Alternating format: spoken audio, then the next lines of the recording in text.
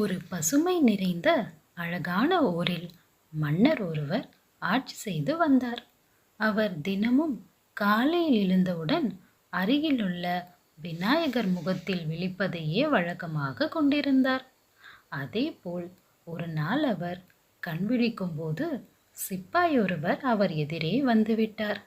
அன்று முழுவதும் மன்னருக்கு ஏகப்பட்ட பிரச்சனைகள் வந்துவிட்டது. இதனால் கோபமடைந்த மன்னன் ஆழ்ந்து சிந்தித்து தனது அரசவையை கூட்டினார்.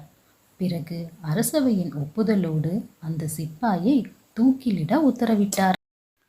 இந்த செய்தியை அறிந்த தெனாலிராமன், மன்னா, நீங்கள் அவனுடைய முகத்தில் விழித்ததால் உங்களுக்கு பிரச்சனைகள் மட்டும்தான் வந்தது. ஆனால் அவன் உங்கள் முகத்தில் விழித்ததால் அவனுக்கு உயிரே போகிறதே.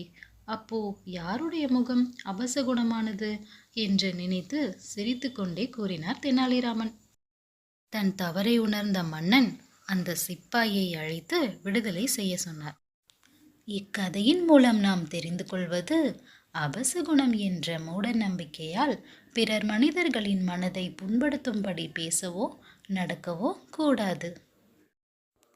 இந்த வீடியோ உங்களுக்கு பிடிச்சிருந்ததுன்னா லைக் பண்ணுங்க, ஷேர் பண்ணுங்க, மறக்காம சப்ஸ்கிரைப் பண்ணிக்கோங்க.